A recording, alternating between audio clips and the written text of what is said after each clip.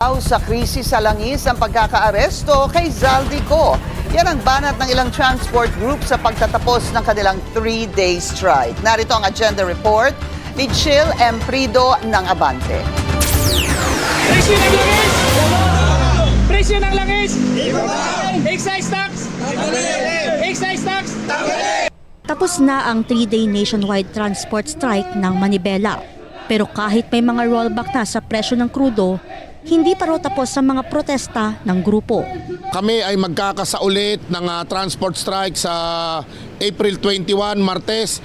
Bagaman maituturing na matagumpay ang 3-day strike, hindi pa rin sapat para sa Manibela ang tugon ng gobyerno sa krisis sa langis. Hindi rin daw sila kumbensido sa pinamimigay na cash assistance sa mga PUV driver, lalo't hindi naman umano lahat ay naaambunan nito. Yung mga pagkukulang nila ay tinatakpan ng mga katulad ng ayuda, service contracting program, pagpila ng mga tsuper sa ilalim ng araw. Isipin mo, nilibang tayo sa ayuda para mapagsamantalahan yung pagtaas ng presyo ng mga produktong petrolyo.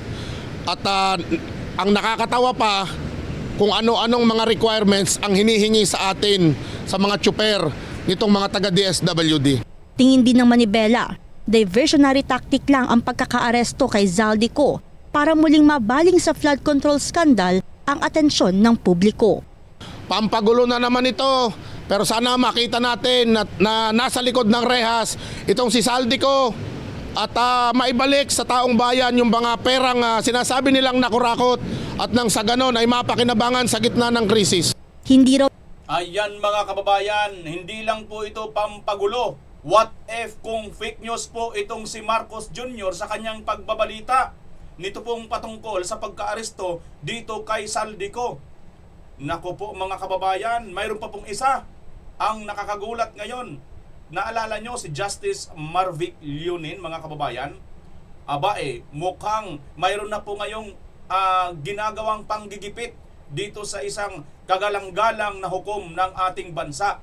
Naku mga kababayan, kapit po kayo sapagkat mayroon po kayong mahalagang dapat malaman sa atin pong reaction video na ito. Kaya kailangan nakatutok kayo, panuorin hanggang dulo ang video. At nakikisuyo po ako sa ngayon pa lang nakabisita sa aking channel. Paki-like at paki-share po itong video ito. Kung bago ka lang, maraming salamat. Paki-subscribe na rin at pindutin mo ang notification bell all. Malaking bagay po yan sa amin namang content creator. Maraming salamat sa iyo, kabayan. Sa mga gusto naman pong magpamember, andyan po yung join button sa baba. At mamaya, isa-shoutout ko itong ating mga nagpamember na po mga kababayan. Maraming salamat ha. Okay, so ito mga kababayan, pag-uusapan natin ngayon, nakakagulat kasi si Marcos mismo ang nagbalita na si Zaldico daw ay arestado na sa ibang bansa. Ngunit may mga alingaw-ngaw na balita, fake news daw po ito di umano. Paano nangyari na fake news dito si Marcos Jr.? Di umano may question mark. Ngayon, kayo na po ang humusga kung fake news nga ba o totoo nga ba ang balita ni Marcos Jr. Ipapakita ko lang po sa inyo ang aking pong natuklasan nang tayo po ay mag-research. Panoorin po ninyo mga kababayan ang resulta ng ating pagre-research. Ito po, Ito po, asa na ba yan? Mayroon kasi ditong post. Pero bago muna natin napuntahan yan, ito muna. Panoorin muna natin news tungkol dito. Nahuli na rin sa wakas si dating Congressman Zaldico pero hindi po sa paraan na inasahan ng marami. Sa matagal na panahon, inisip kasi ng marami na ang International Criminal Police Organization or Interpol ang kukuha sa kanya gamit po ang isang red notice gaya po na nangyari kay dating Pangulong Duterte. Inisip naman ng iba na hindi madaling makuha si Zaldico dahil meron na raw siyang tinatawag na Portuguese Golden Passport na binibigay daw ng Portugal sa mga banyagang nag-iinvest sa kanilang bansa. Kagabi, inanunsyo ng Pangulong Marcos na nahuli si Ko sa siyudad ng Prague, ang kabisera ng bansang Czech Republic o kung tawagin natin dati ay ang Czechoslovakia. At malinaw sa pahayag ng Pangulo na hindi po Interpol ang nakakuha kay Zaldico. Sa halip, inaresto si Zaldico dahil wala siyang travel documents. Sa madaling sabi, wala po siyang valid passport, maging Philippine o Portuguese. Ano palang nangyari sa mahiwagang Golden Passport na binigay daw ng Portugal? Misconception po kasi yan. Wala naman talagang Golden Passport ang Portugal. Ang meron po sila ay Golden Visa. Gaya po ng ilan pa mga EU countries, ang Portugal ay nagbibigay ng tawag niyang Residence Permit for Investment Activity or ARI permit sa mga piling foreign investors. Ito pong Golden Visa Program, kung tawagin, nagsimula noon pang 2013. Nagbibigay po ito ng permanent residency sa mga banyaga na mag-invest ng kalahating milyong euros sa Portugal, maging sa investment funds or new businesses o dati sa real estate. Magmula po noong 2013, 40,000 banyaga na ang nabigyan itong Portuguese Golden Visa. At kung meron ka nito, pwede kang mabuhay, magtrabaho o mag-aral sa Portugal. At pwede ka rin bumiyahe sa ibang bansa na kasama doon sa EU or European Union nang walang Schengen visa. Dahil nga, meron ka ng Portuguese Golden Visa at ang Portugal, siyempre, bahagi po ng EU. Ang suspetsa ngayon ng marami, ito talaga ang nakuha ni Zaldico, isa pong Portuguese Golden Visa. Pero ito nga, kung meron na siyang Portuguese Golden Visa, bakit pa rin siya dinampot sa Czech Republic dahil sa kawalan ng travel documents? Maring ito po ang dahilan. Ang anumang visa ay may visa lamang kung meron ka pang passport. Sa madaling salita, kahit isang katerba ang iyong visa, kung kanselado naman ang iyong passport, hindi ka rin makakausad. Sa kaso po ni Zaldico, ang kanyang Philippine passport kanselado na mula pa noong nakaraang Disyembre dahil sa kinakaharap niyang kaso ng korupsyon. Kung ganon, kahit may Portuguese Golden Visa siya, katumbas lamang po ito ng tanso kung walang kadikit na valid Philippine passport. Mga kapatid, Ed Lingaw po, maging maalam at may... Teka mga kababayan, di ba ang balita kahapon, si John Vic Rimulya ay sinasabi niya mukhang hindi daw yata dala ni Zaldico ang kanyang visa or kanyang passport. Mga kababayan, mukhang mayroon na kaagad tayo ritong napansin, ano? Oh. 'Di ba? Napansin niyo pa paano? Hindi daw niya dala samantalang ayon naman dito, ano tawag nito? Yun yung hawak ni Zaldico, yung Portugal Golden Visa, no?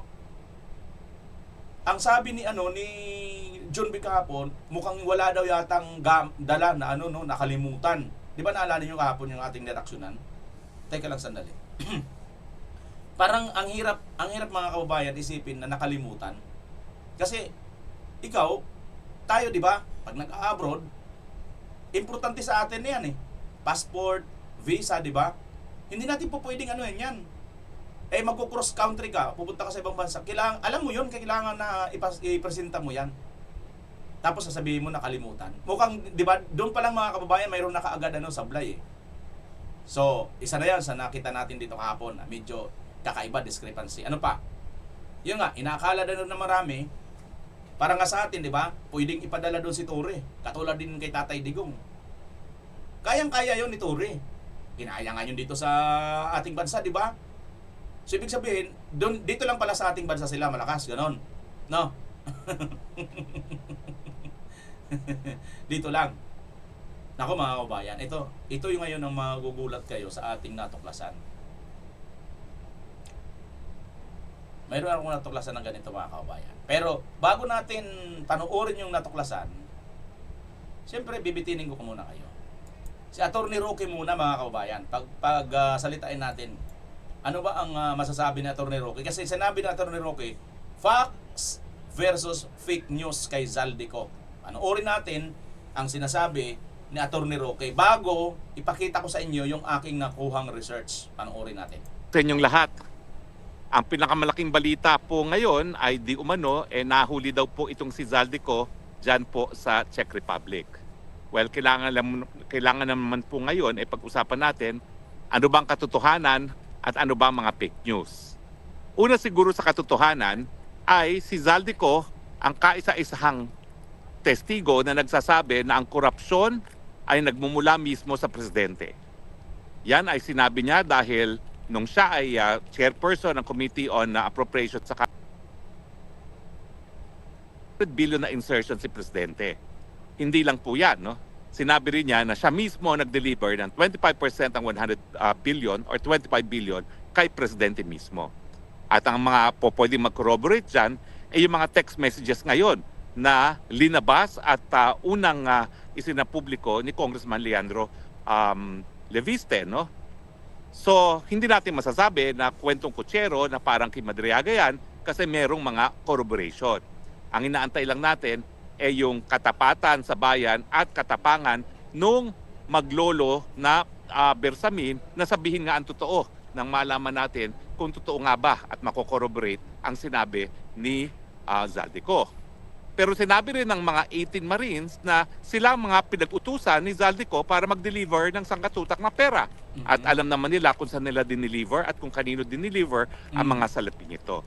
So pwede rin yan ma-corroborate. Pero ngayon po, ang balita ay naaresto na ba si Zaldico? Well, ano na naman ang facts at ano na naman ang fake news? Ang facts ay siya ay nasa Europa. Ang fact ay meron siyang Philippine passport. Ang fact ay ang Sandigan Bayan ay nagkansila ng kanyang passport. Ngayon, ano ngayon ang sinasabi ng Malacanang? At walang iba pa kundi ang presidente nagsalita. Ang sinasabi niya, unang-una, napahuli daw nila si Zaldico. Well, katotohanan ba ho yan o hindi? Well, ngayon, nagbigay linaw na itong si Interior Secretary John Vic Remulla, hindi po Philippine government ang nagpa-aresto. Di umano, si Zaldico ay pumasok ng walang dokumento ng Czech Republic galing ng Germany. Ibig sabihin, ang fact na alam natin ay yung Sandigan Bayan ay pinakasila kanyang passport. So mukhang siya ay nagtangka na pumasok ng Czech Republic nang pinakita ang passport, ang nanai-check, yan ay revoked na. So talagang dahilan yan para siya ay ma-detain ng immigration authorities at kung hindi siya hihingi ng asylum, yan ay dahilan para magkaroon ng summary deportation. Pero fact, ano ba ang proseso sa Czech Republic? Ito po pinag-aralan ko na. Ang proseso po dyan, bagamat po pwedeng ma-detain siya hanggang isang taon dyan, no? Pero at the average 90 days bago siya ma-deport, ang katotohanan ay sa unang 7 araw ng pagkakadetain niya sa kanya, kinakailangan sabihin ng Czech authorities kay Zaldico na po pwede siyang humingi ng asylum. Obligasyon po yan ng Czech authorities na kapag minahuli sila na illegal entrant o yung pumapasok na walang visa, walang passport, na kapag siya ay nadetina, sasabihan na may karapatan siyang humingi ng asylum. Nung una po kasi, ako'y nagdarasal na kahit papano, alam ni Zaldico kung ano yung asylum. Nakampante po ako nung aking sa pag-aaral, nalaman ko, obligasyon ng mga otoridad sa Czech Republic na sabihan siya tungkol doon sa karapatan na kumuha ng asylum. Ang mangyayari lang po dyan, habang siya ay pinaprocess sa asylum, ng kanyang asylum, siya ay mag-i-stay sa isang asylum center. Pero hindi po yung pagkakakulong. Para po yung asylum center na tinuluyan ko rin sa Netherlands habang kinukuha ang aking mga biometrics, ine-examine ako ng medical mga doktor dahil mahirap nga po kung ikay lalabas pa ng kampo. Dahil yung pila sunod-sunod, ang gusto nila, nandun na yung aplikante para madali lang makausap. So dahil may obligasyon po ang Czech Republic na sabihan siya na meron siyang karapatan mag-asylum, tingin ko ba siya ay kukuha ng asylum?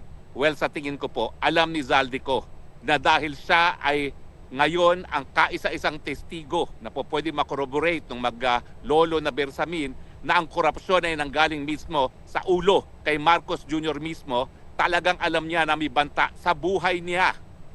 Ang banta sa kanya hindi lang sa pagkakakulong, gaya ng banta sa akin dahil sila nagtanim kaso ng non-bailable case. Ang banta sa kanya, patuloy na siyang patatahimikin, gugurgurin, papatayin. At yan po ay napakalakas na basihan para magkaroon ng asylum. Ang tanong ko lang is gaya na nangyari sa akin, saan ba nag-issue ang kanyang visa sa Shenzhen? Dahil bagamat pwede siya humingi ng asylum sa Czech Republic, kung hindi naman Czech Republic ang nag-issue ng kanyang visa, papupuntahin pa rin siya doon sa lugar na nag-issue ng kanyang visa. Pero sa akin, walang kaduda-duda.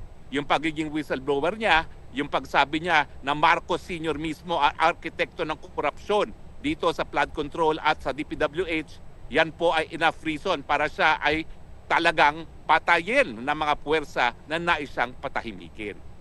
Kaya nga po ngayon, pinag-uusapan ng lahat itong si Zaldico. Bakit?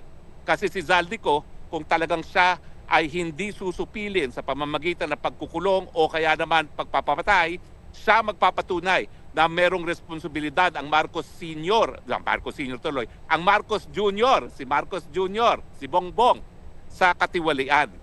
At wala pong ganyang testigo siguro maski sa sarili niyang ama, si Marcos Sr.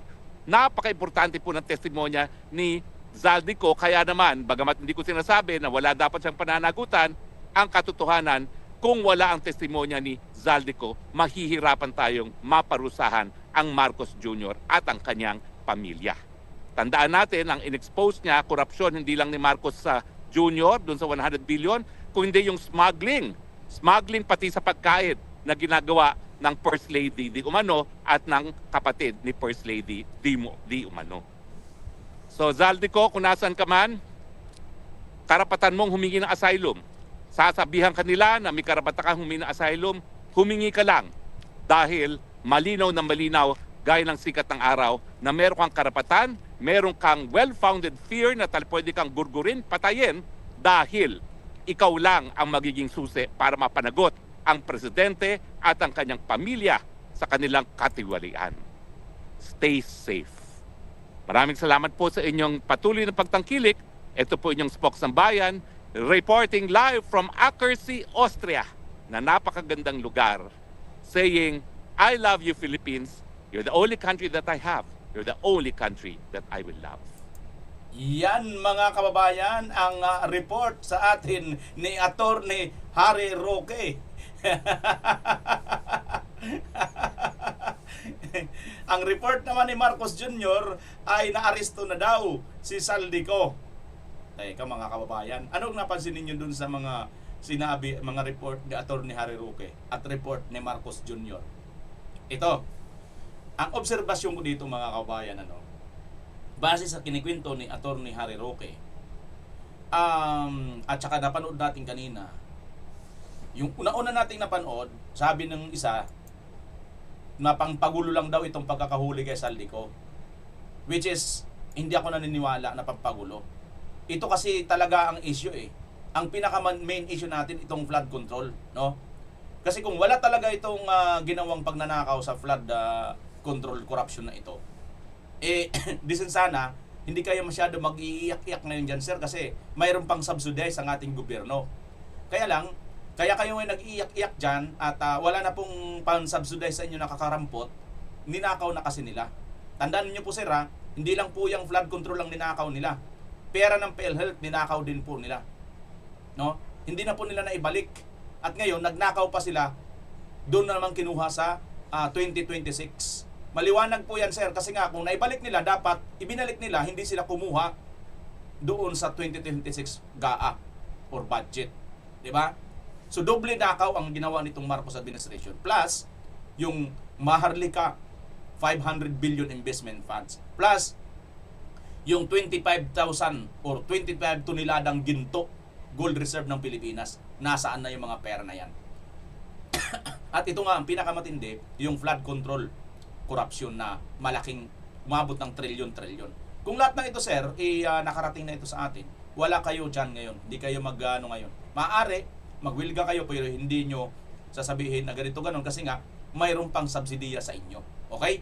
So, gano'n lang yung kasimple. Sorry pero para sa akin, mas maliit yung issue ninyo kaysa dito sa issue na sa flood control. Hindi ko kayo sa minamaliit, pero kung sasabihin mo pampagulo, hindi yun, sir. Ito yung dapat natin tutukan. Kasi dito talaga nag-ugat ang lahat eh. Mas malaki ito kaysa dyan sa ipinaglalaban ninyo. Kung yan lang din ang natin. Now, comparison, no? Now, ano pang isa na pansin natin kay Roque? Mukhang itong si Zaldico, mga kababayan, hindi man sila nag-uusap ni Attorney Harry Roque. Siguro nakakapanood ito kay Attorney Harry Roque. Sinusundan niya. Kasi di ba si Attorney Harry Roque, nag-ano siya noon, sabi niya, nag-post siya, aluhin mo ako, John Beck, dito sa, di ba dyan sa Austria? Di ba mga kababayan, dyan siya papasok sana sa German? Papasok sana siya dyan. Di ba? Wala na siyang dahil nga canceled na yung kanyang passport. So hindi siya maka-entry. So sabla yung sinasabi ni John Beck na hindi niya bit-bit. Bit-bit niya ang kanyang golden visa, kaya lang kailangan pala ng passport. Na yung passport na yon kinasil na nga ng Pilipinas. So ngayon, bagamat meron siyang golden visa, hindi ito inonor. So napaka-imposible kasi mga kababayan na makakalimutan ni Zaldico yung mga mahalagang papeles para makapasok siya. Now, ano ang kanyang purpose? Malamang sa malamang, gagayahin niya si Attorney Harry Roque. Kasi nakita niya na si Attorney Harry Roque hindi kayang kunin ni John Wick. At ito ngayon, ayon sa pag-aaral ni Attorney Roque, yung Czech Republic pala, mayroon pala sila dyan patakaran na sila mismo ang mag-o-offer na pwede kang mag-seek of asylum dito sa aming bansa. Ganon pala yun mga kababayan. So, lumalabas, itong si Zaldico, hindi ito naaresto ng basta-basta na lang, kundi mayroon talaga siyang purpose sana dyan. Kung makalusot siya, diretsyo dyan siya sa lugar ni Attorney Harry Roque. Dahil dyan nga siguro siya mag-ano ng asylum. Ngayon, win-win tuloy kahit papaano. Napunta siya dito sa Czech na mayroon din palang asylum. Ngayon mga kababayan, kung ganun, kasi di ba may nakita na tayong post. Sabi nga dito ni Attorney or Congressman Mike Defensor, protect Zaldico mga kababayan. Ayan o. Protect Zaldico, sabi niya rito. Sabi dito, hindi pwedeng patahimikin si Zaldico. Ano man ang issue sa pagkakadakip kay Zaldico, isa lang ang malinaw. Dapat siyang protektahan ng ating pamahalaan. Bakit? Dahil ang kanyang seguridad ay seguridad din ng katotohanan. Kapag siya ay napatahimik, damay ang mga ebidensyang maglalantad sa malawakang korupsyon sa bansa.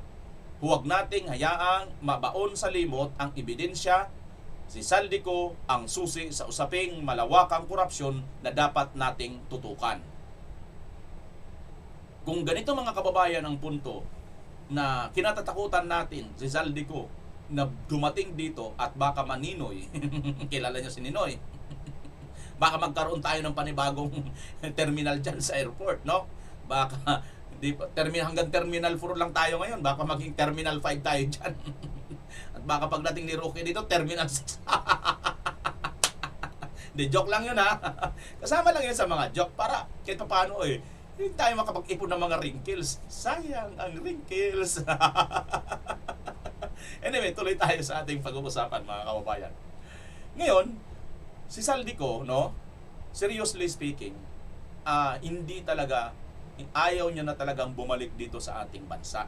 Kasi nauna na nga sa kanyang vlog, sinasabi niya, bago man lang nila ako mapatay, dapat mailabas ko lahat ng mga ito.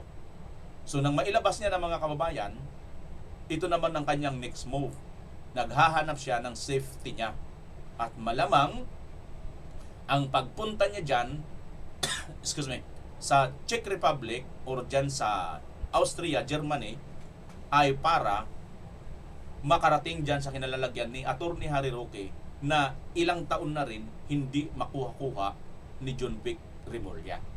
Nakita niya siguro ito na kahit nandito siya sa Portugal, napag-aralan na siguro, napagtanong na siguro ito ni Zaldico na maaari siya dyan makuha nitong Marcos administration. Para makaligtas siya, hindi siya makuha, sumugal siya ngayon, pumunta dyan sa Austria. Na siya namang hindi siya nakapasok. Ibinalik siya sa Czech Republic. Ngayon, excuse me. Ngayon, mukhang blessing in disguise. Bakit? Kasi ayon kay Attorney Harry Roque, pupwedeng or ang mismong Czech Republic ang magsasabi sa kanya na pwede niyang gamitin yung tinatawag na asylum. So mga kababayan, protect Zaldico kasi nga, sabi nga ng kasabihan English, no? Tell no tell, the dead man, diba? The dead man tell nothing. Tell nothing. Tell nothing. Ibig sabihin, yung patay hindi na pwede magsabi. Wala nang masasabi ang patay na. Di ba? So, ayan mga kababayan. para sa akin, parang blessing in disguise pa ito na napunta itong si Zaldico dyan nga po sa Czech Republic. Kasi ayon na rin kay Atty. Roque, mayroon pala sila dyan. Sila mismo ang magkukusa na magbigay ng tinatawag na asylum. At baka ito nga ang target ni Congressman Zaldico. Ano sa tingin ninyo mga kababayan? May punto ba yan? Sige. Ito naman ang isang puntuhan natin. Halos magkakaano lang din ito. Ay, hindi. Wait lang muna. Isa yan. Ito. Ito mga kababayan, post mismo ito ng Batas PH. Nakikita nyo, di ba? Post mismo ng Batas PH. Ayon dito sa post niya, 3 minutes ago, no? Fake news lang ang balitang pagkakaaresto kay Zaldico. So hindi po natin nakuha yung sinasabi nating title at ano sa sarili lang natin, ha. Ito po, pinanggalingan natin, no. Galing dito sa Batas PH. Former presidential spokesperson Atty. Harry Roque disputed claims made by President Ferdinand Marcos Bongbong Jr. Pagbalik-balik na rin natin, total balik-balik din naman siya eh. Ang Abril ay 14 na eh. Hindi, ang gawin din natin sa kanya, Marcos ang Bongbong Jr. ang bangag. That former Ako Bicol Party List representative Zaldico had been arrested in Prague. In a Facebook post, Roque accused the president of spreading fake news, nothing that no Filipino national had been apprehended in the Czech Republic. Yun naman pala mga kababayan eh. Ayon dito sa post, ha, fake news alert, Zaldico has not been arrested. No Filipino was apprehended in Prague. Bakit presidente pa ang nagkakalat? So, ayon kay Atty. Roque, na pinost nga din po nitong Batas PH, si BBM daw po ay fake news. Hindi po yan galing sa atin. Now, mga kababayan, makukontento na lang ba tayo sa ganyan? Tingnan natin anong parang sinasabi dito ni Atty. Roque. Ito. So, bibigyan kita ng legal advice. Ang ginawa mo naman na pag-anunsyo na ang Marcos Jr. ang nasa taas o mastermind ng pangungurakot pagdating sa flood control funds at saka sa pantaunang budget ng DPW. Andali ha. Advice na pala yan niya kay Zaldico. Ito na lang mga kababayan. Nasaan na ba yun ha? Yung, di ba, sinasabing fake news, no? Fake news itong Malacanang. Itong Malacanang, si Marcos mismong nag-fake news. May papakita ko sa inyo. Ito yun, oh. May post po si Ma'am Malutiquilla, si Professor Malutiquilla. Sabi niya rito, been waiting on news wires, read the so-called arrest of Representative Zaldico in Prague. Seems like only the leader made the pronouncement. Hopefully, it is not a device for narrative control cause it does not look realistic. Pansinin nyo ito mga kababayan na hinighlights ni Prof. Malo. Nakikita nyo, di ba? Yung mga hinighlights, yung mga pula na yan, ayan, no? Puro yan Marcos said, he said. Puro Marcos said lahat yan mga kababayan. Ngayon, sabi rito, the hopeful horizon, attention, Philippine News Agency. Why does it seem that international news really rely on BBM's announcement in that they have no first-hand info of the arrest of Zaldico? In why Czech official like the police, the Ministry of Justice has got nothing to say about it. The police presidium and the Ministry of the Interior told CTK that they would not comment on the matter. Ministry of Justice spokeswoman Markita Andruba wrote to CTK that the ministry has not yet received any information about the person in question and is in contact with the police. who are ay nawala. Ano ba yan? Nawala. Nakakainis mga kababayan. Nawala. Sandali. Sandali. Nawala. Tingnan ko nga ulit kung makikita ko pa yun ulit. Nawala tuloy. Nawala. Yata Agoy. Basta yun na yun. Di ba kine-question nila mga kababayan? So, paano ba yun mabalik? Baka dito. Dito. Tingnan natin. Ulitin natin. Wait lang ha.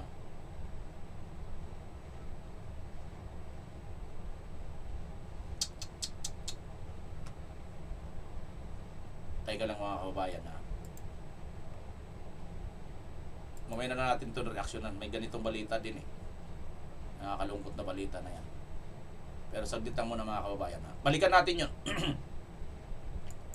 Ito mga kababayan, sinerge ko no, yung mga binilugan ni Prof. Malutikia.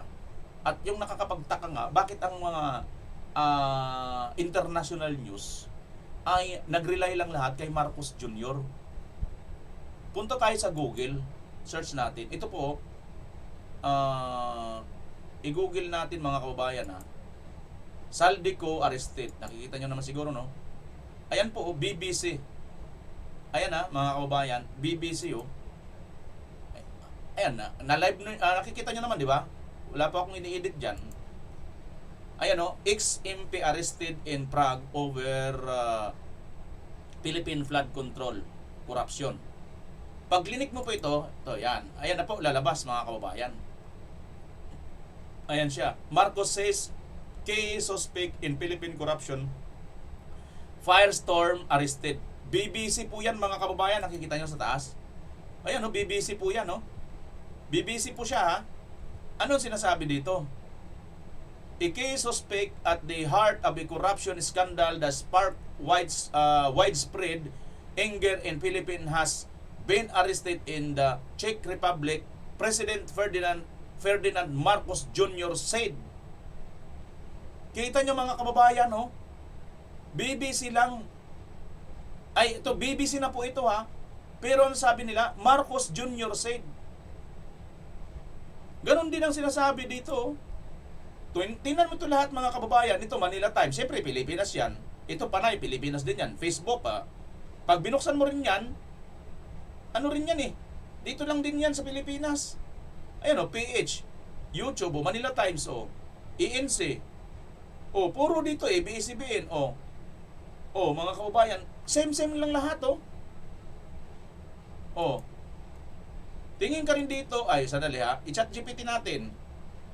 Sinat GPT ko dito sa cellphone mga kababayan. Sinat GPT ko dito sa cellphone. Same lang din no. Ang tanong ko nga dito, Saldico arrested, sabi niya, oo. Oo daw, na-aresto. Sabi niya rito. Ano sabi? Sandali ha.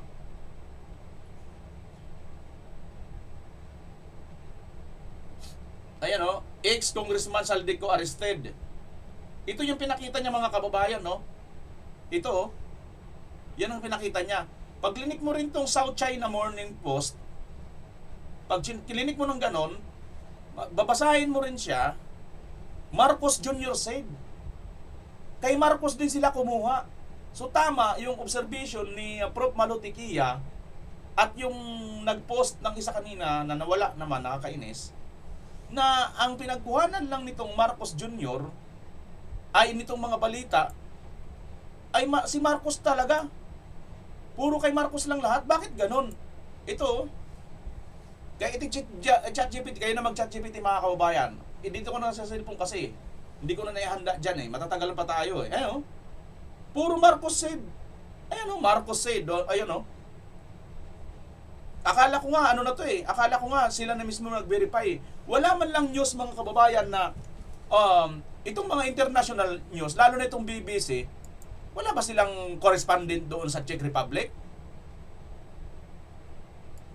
Mga kababayan? Hindi ba kayo nawa-wonder? Ayun Marcos says, case suspect in Philippine corruption firestorm arrested. Marcos says or said. BBC po yan. At tsaka yung isa naman, China Morning Post. Don't tell me. You tell me. Wala silang correspondent dyan sa Czech Republic. Wala silang reporter na pinapunta dyan sa Czech Republic. As if naman, napakaliit na tao nitong si Saldico. Sa bagay, maliit talaga siya i-compare doon sa kanyang mga binulgar. Di ba? Pero, alam po ng buong mundo na malaki po. Ayan nga, oh. Korupsyon eh. Matindi pong korupsyon eh. Mayroon pa nga silang picture, oh. Ito, oh, yung BBC, oh. Mayroon pa nga silang picture ng mga nagrarally, oh. So, nakakatakataka mga kababayan na itong mga international news, wala man lang silang sariling balita, kundi nag-rely lang sila dito kay Marcos Jr. Eh bakit yung sinasabi BMR fake news yan si Marcos Jr.? O hindi ko naman sinasabing fake news siya. May question mark nga eh. Di ba? Ang pinupunto natin dito, may ano na tayo eh. News issue na tayo kay Marcos eh. Kasi siya rin ang tagabalita ng ano eh. Di ba yung flood control, 5,000 flood control projects natapos na at marami pang iba. Ano nangyari nang nagkaroon ng bagyo? Palusot siya, sabi niya, andyan lang yan mga yan. Na-overwhelm lang ng baha. Nabangga ng barko. O 5,500, nabangga lahat ng barko. O doon pa lang, di ba? Fake news issue na tayo kay Marcos pagdating dyan. Marami pa siyang mga binabalita na mga sumablay eh. Ano pa? Yung sinabi niya noon, yung EDCA sites, kaya nandito yan dahil tutulong yan sa mga calamities. Anong nangyari? May tumulong bang isang Amerikanong pisot? Wala. So mayroon na tayong fake news issue dito kay Marcos Jr. Pagkatapos, ano pang nangyari? Siya mismo ang nakasaksi doon sa Bulacan, wala kahit isa na nakatayong flood control. Samantalang, sinabi niya marami na ang mga natapos. Dito pa lang mga kababayan eh, nawan tanong, kung totoo nga talagang na-aresto si Saldico, bakit wala man lang balita na mismong nanggaling sa Czech Republic o international news mismo, sila ang nag-confirma. Kinausap nila yung Czech Republic. Isipin nyo yan mga kababayan. Kayo na ang humusga kung totoo nga ba ang nangyari dito kay Saldico. Again pinost po ito ng Batas PH. Kinote nila dito kay Atty. Harry Roque. Fake news alert, Saldico has not been arrested. No Filipino was apprehended in Prague. Bakit presidente pa ang nagkakalat? Hindi natin sinabi yan. Sinabi yan ni Atty. Roque. Okay? So, ito mga kababayan. Lipat na tayo sa isang issue natin pag-uusapan. Ito na nga. Yung issue natin pag-uusapan ay patungkol naman dito, sa sinasabing di umano mukhang mayroon na pong pang-aatake dito kay Justice Marvic Leonin. Pero bago natin pala yan, may payo si Atty. Roque. Tuloy muna natin itong payo ni Atty. Roque kay Saldico kung anong dapat gawin. WH ay isang bagay na po pwedeng magbigay sa iyo ng karapatan na humingi ng asylum. Unang-una, ang sinabi mo ay isang krimen at ikaw ay isang whistleblower. No? Whistleblower dahil naalalaman mo ang detalye ng ginagawa ni Marcos Jr. at ng kanyang pinsan na si Tambaluslos na pandarambong ng Kabanang Bayan dahil ikaw ay naging chairperson ng Committee on Appropriations. At ikaw din ay malapit na palapit kaalyado ni Speaker na dahil siya ay pinsang buo ni Marcos Jr., ikaw din ay naging katiwala ni Marcos Jr. So yung ginawa mong pag-anunsyo na ang mastermind sa lahat ng kabalustugan sa budget ay si Marcos Jr. ay importanteng testimonya na nagpapakita na tunay na magnanakaw si Marcos at siya talaga ang mastermind ng kabalustugan sa gobyerno. Dahil dyan, ikaw ay tinatawag na whistleblower. Bagamat wala tayong batas na nagbibigay proteksyon sa whistleblower sa Pilipinas, pag ito namang pagiging whistleblower mo ay magiging banta sa iyong buhay, yan ay basihan para ikaw ay humingi ng asylum. Dahil pag ikaw ay pinauwi sa Pilipinas, sigurado ako, napakalaki na pagkakataon na manininoy ka. Papatayin ka na lang dahil ikaw talaga ang kaisa-isahang tao na tumistigo na ang presidente ang siyang nasa ulo. Siya ang mastermind ng kabalastugan pagdating sa pangungurakot ng pondo ng bayan para sa mga infrastructure projects.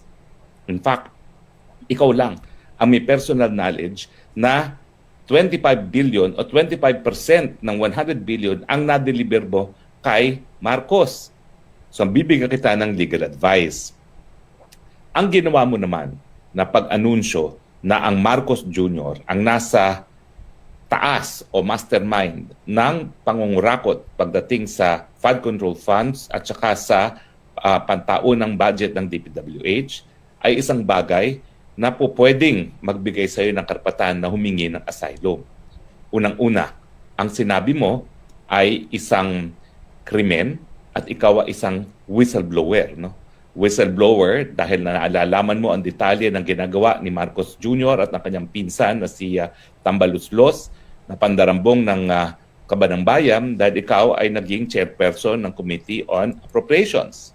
At ikaw din ay malapit na palapit kaalyado ni Speaker na dahil siya ay pinsang buo ni Marcos Jr., ikaw din ay naging katiwala ni Marcos Jr. So yung ginawa mong pag-anunsyo na ang mastermind sa lahat ng kabalustugan sa budget ay si Marcos Jr. ay importanteng testimonya na nagpapakita na tunay na magnanakaw si Marcos at siya talaga ang mastermind ng kabalustugan sa gobyerno. Dahil dyan, ikaw ay tinatawag na whistleblower. Bagamat wala tayong batas na nagbibigay proteksyon sa whistleblower sa Pilipinas, pag ito namang pagiging whistleblower mo ay magiging banta sa iyong buhay, yan ay basihan para ikaw ay humingi ng asylum. Dahil pag ikaw ay pinauwi sa Pilipinas, sigurado ako, napakalaki na pagkakataon na manininoy ka. Yan mga kababayan. So, lumiliwanag na sa atin ngayon kung ano talaga pala ang purpose ni Saldico kung bakit siya pumunta dyan sa Germany. At tinitingnan niya yung galaw na maaaring katulad ng ginawa ni Attorney, yan si Attorney Roque.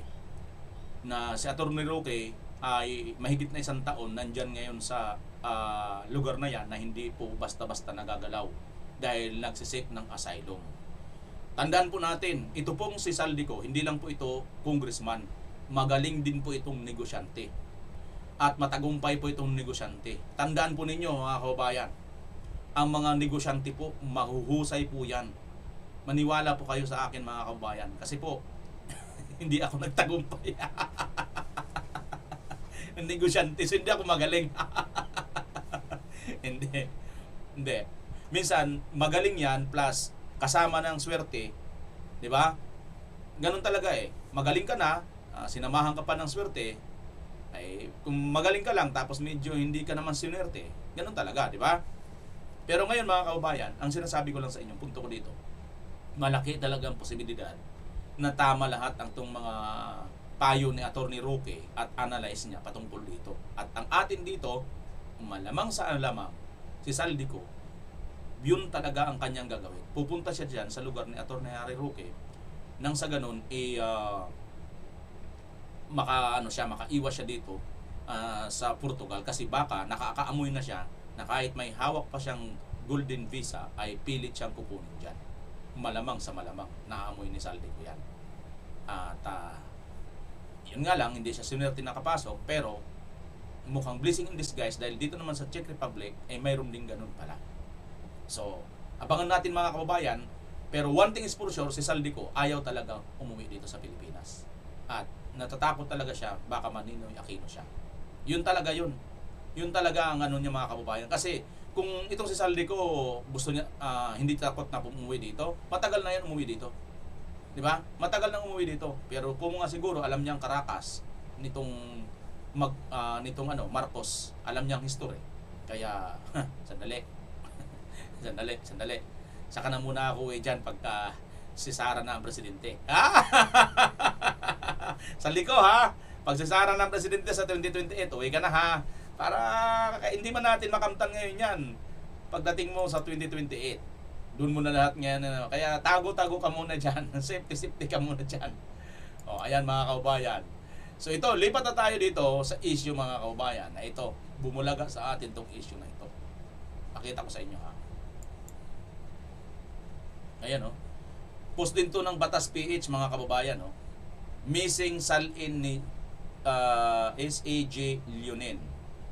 Look, journalist Charlie Manalo on Friday, April 17, revealed that he received a certification from the Office of the Ombudsman stating that the statements of assets, liabilities, and net worth salin of Supreme Court Senior Associate Justice Marvic Leonen from 1989 to 2011 are missing.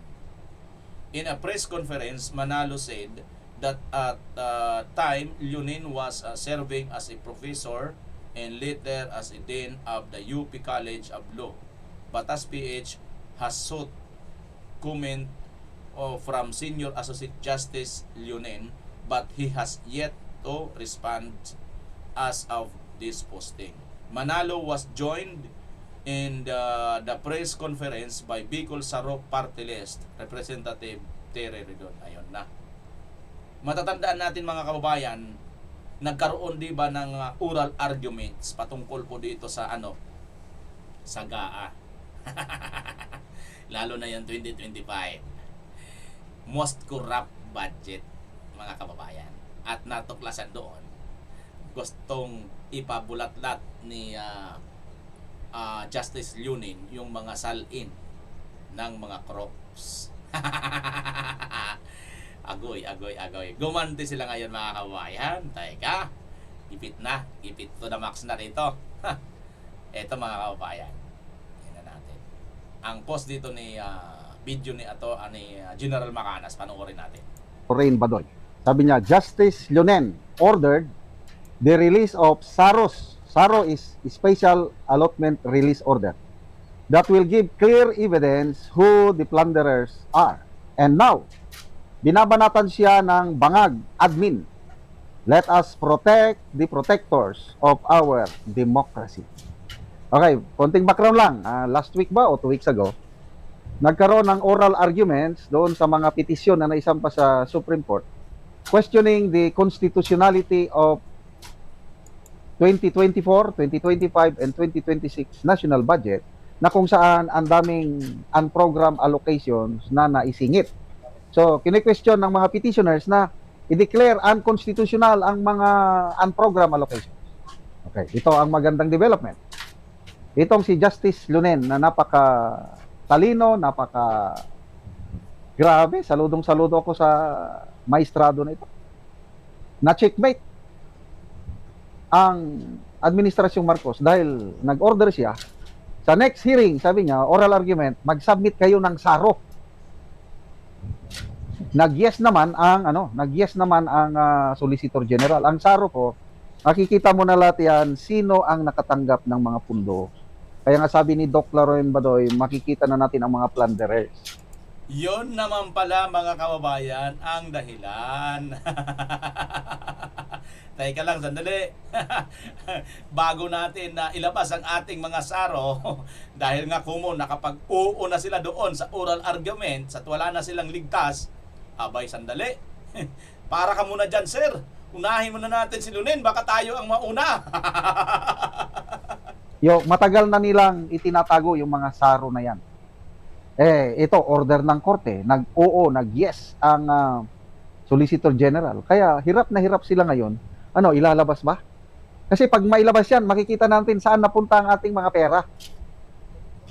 Sinong mga kongresista na nabigyan ng mga bilyones? Talagang, yung sabi ni BP Sara, ang gaba, dili magsaba. Yon mga kababayan. Lahat ng ginagawa nila mga kababayan ay babagsak talaga dito sa anggaba dili magsaba ayon kay BP Sara. Grabe mga kababayan. Kasi nga itong si Justice Leonen, inis na inis sila rito. Pinagkakamalan pa nila itong DDS Samantalang si Pinoy po ang nag-appoint dyan.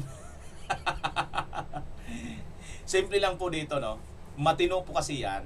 Kaya hindi po siya, kahit sino pa ang mamuno dyan, sino pa yung presidente dyan, wala siyang pakialam. Nandun po siya sa kanya pong pinaniniwalaan na batas. Kasi doon po siya, nandun po siya doon po siya nakatuka justice nga siya. Isa pa nito mga kababayan, ang isa sa pinagpuputok malamang ng butsin nito mga ito, kasi si Justice Leonin, senior na po yan. Kumbaga, second to the rank na yan. Siya na yung pag nagretiro, itong justice ngayon, siya na ang susunod na kapalit. Di ba?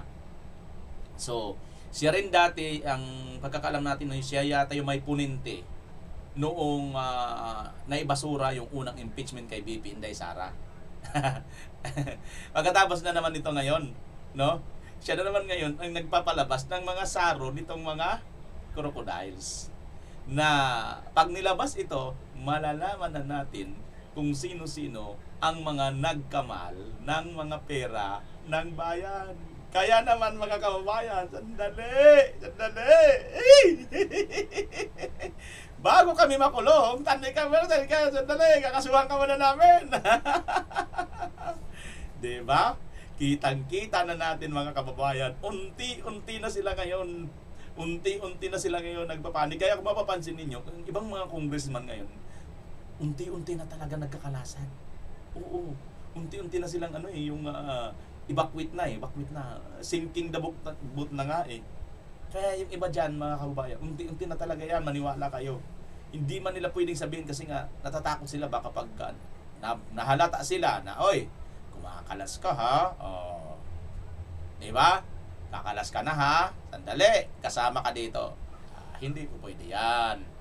Hindi ka po pwedeng kumalas ha, kasi hindi ka po pwedeng kumalas sa sindikato. Kaya dito ka muna, magsama-sama tayo dito.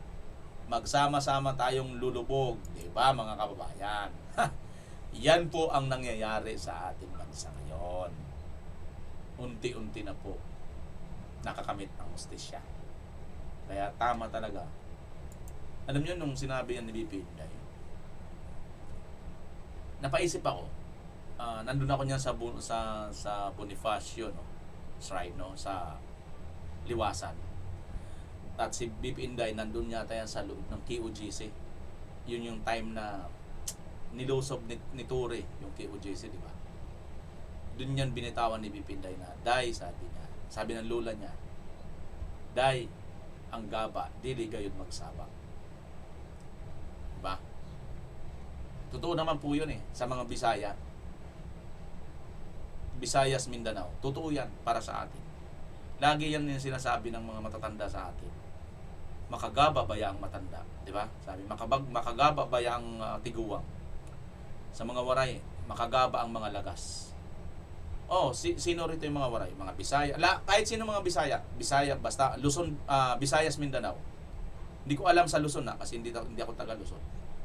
Pero sa Ilocano ba? Pangasinan ba ganun? Madamag kumanta mga ka-Ilocano ang kailyan tayo. Kasjay mo, ano ba? Gaba, ayun tawag nun yung, ano ba Tagalog ng gaba? Kalimutan ko na tuloy. Karma ba? Hindi karma ba?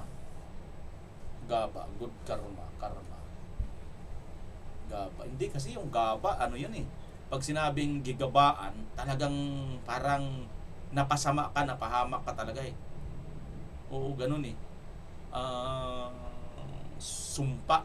Hindi ko, ano ba sa Tagalog yung gaba? Nakalimutan ko na tuloy. Basta ito para sa akin, sa Visayas at saka sa Mindanao, napaka-famous po talaga sa salita ng gaba. Yung mga matatanda, nakakagaba po yan. Hindi ko alam sa Tagalog at sa Luzon kung ano ibig sabihin ng gaba. Mukhang tila ngayon mga kababayan, umiipikto na po ng unti-unti ang gaba. Kahit pilit pa nilang pagtakpan ang lahat, yung gaba talaga, andyan na, umiipikto na sa kanila. Kaya mga kabayan, wait lang tayo, antay lang tayo. Malapit-lapit na ito. Kunting iri na lang. Kunting iri na lang. Ha? Kaya wag po tayong iiri. Kunting iri, wag tayong iiri. Ano ka ba, BMR? Diba? So ayan mga kababayan ang ating napag-usapan ngayon. Ano sa tingin ninyo? Ha? Okay, dito naman sa mga shoutout tayo, portion mga kababayan. Ha? Tara tayo sa mga gustong magpa-shoutout. Shoutout naman tayo kay tagal-tagal na rin yata ako hindi nakapag-shoutout, no? Nasaan ka na? Shoutout. Makita na natin yan. Ayun, mga kababayan. Shoutout na tayo. Yun. Watching reply from Morocco, your best informing right news in our country. Sabi ni Marites Forum Cabral. Maraming salamat sa iyo, Ma'am Marites Forum Cabral. Bago ipagpatuloy ang mga kababayan, unahin ko munang pasalamatan tong aking matagal-tagal ko ng mga mga members. Ito po yung mga members. Pag nag-comment po sila, may mga star po ang kanilang mga pangalan at iba't ibang kulay. Ibig sabihin, yung kulay nagsisimbolo kung gaano na sila katagal na member. Ito, alam ko mayroon pa ako dito pinakamatagal na member na umalis na rin. Wala na rin. Nung na-demonetize ang ating channel, parang nawala sila lahat. Marami ang mga nawala nang na-demonetize tayo eh.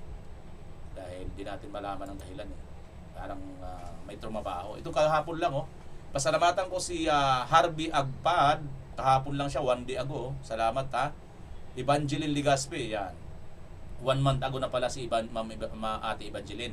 Hilid Alcantara, 42 months na mga kababayan, no?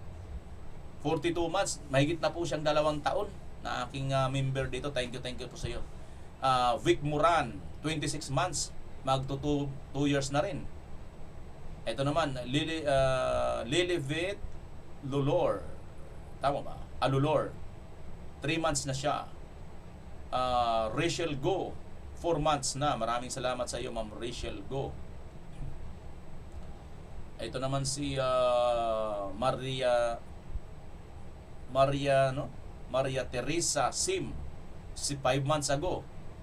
Lovely Shibukawa, 5 months ago na rin si Ma'am Lovelyn pala, no? Ito si Ate Charilo, mga kababayan, 39 months. Mahigit na po siyang 3 years. Yung 42 months pala, 3 years na mahigit din pala ito, magpo 4 years. Ito pala si Ate Charilo, mga kababayan, 36 months, 39 months, so 3 years and 3 months na siya, mga kababayan. Si Lilibet Buenconsijo, 43 months. Mas matagal ito si Lilibet. Tagal na pala niyo. Oh. Tapos ito naman si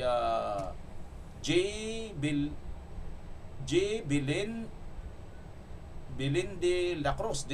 Ano yun? Bilin de la Cruz. 14 months. Isa siya, 22 months. At itong si Lolo, 22 months. Ayan po ang aking